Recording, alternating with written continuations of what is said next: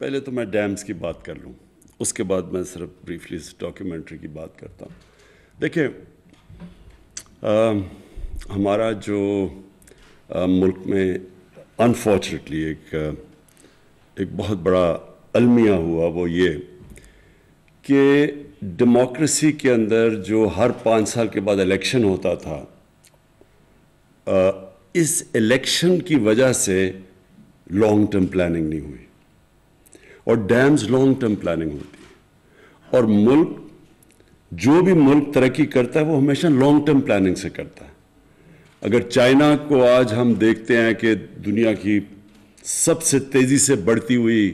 Economic power اور super power بنے جا رہا ہے، تو چائنا کی اگر آپ اسٹڈی کریں ڈیولپمنٹ کا جو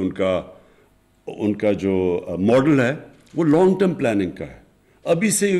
جب ہم چائنا گئے تو انہوں نے ہمیں باقاعدہ بتایا کہ ان کی اگلے 10 سال 20 سال وہ کس طرح کیا پلان کر رہے ہیں، اور کوئی قوم آگے نہیں بڑھ سکتی جب تک وہ لانگ ٹرم پلاننگ نہ ہو، آگے کا نہ سوچے۔ تو ہمارا بدقسمتی سے کیا ہوا ہے، 5 سال کی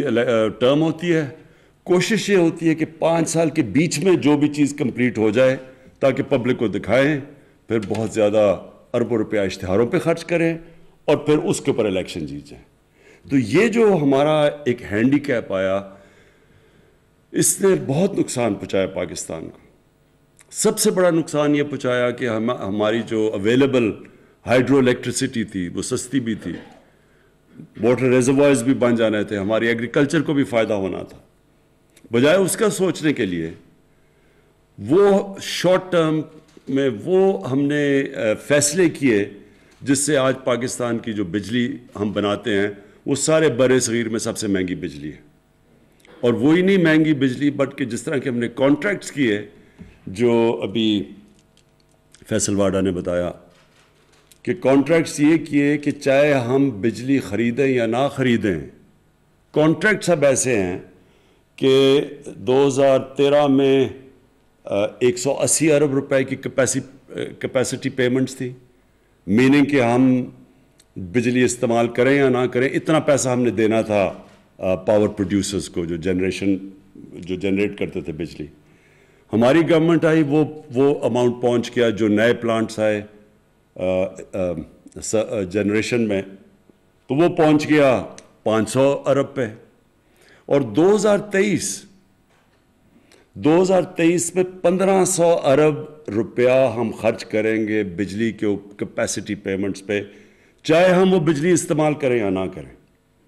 تو اس کا بھی ایک پرابلم ہے۔ پرابلم یہ ہے کہ ہماری سردیوں اور گرمیوں میں جو بجلی ہم استعمال کرتے ہیں اس میں بہت فرق ہے۔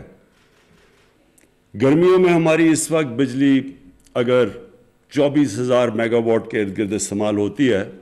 تو سردیوں میں وہ گر کے آ جاتی ہے 8 یا 9,000 پہ۔ تو اس کا مطلب یہ ہے کہ اگر سردیوں میں ہم بجلی نہیں استعمال کریں، پیسے پھر بھی ہم نے دینے ہیں۔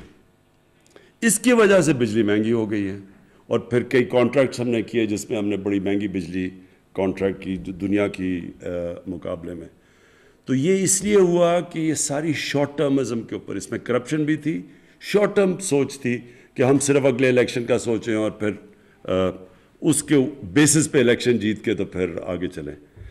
یہ جو ڈیمز ہم نے 50 سال کے بعد فیصلہ کیا 2 بڑے ڈیمز بنانے میں، جس میں ممن ڈیم پرابلی جلدی بھی بن جائے گا، اور اس کا بہت بڑا امپیکٹ پڑے گا پشاور کے اوپر،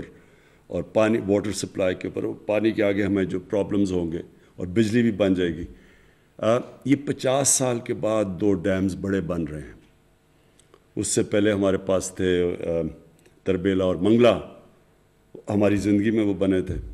اور اس کے بعد کوئی ڈیمز نہیں بنے۔ حالانکہ پاکستان کا جو ہائیڈرو الیکٹریسٹی کا پوٹینشیل ہے وہ ہم سمجھتے ہیں تقریباً 50,000 mega what,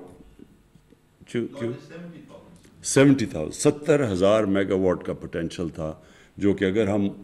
time to time dams بناتے رہتے تو آج ہم اس سچویشن میں نہ ہوتے کہ